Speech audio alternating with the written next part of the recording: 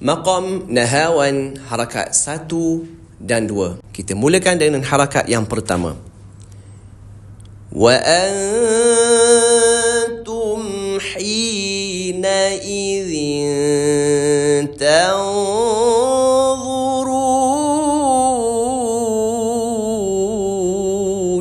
Wa antum hina idzin tanzurun.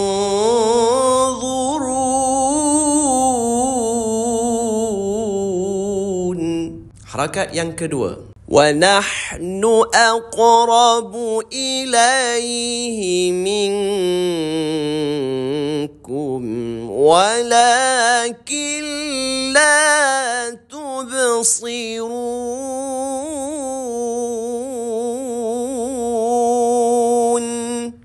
Saya ulang sekali lagi nahawan harakat yang kedua.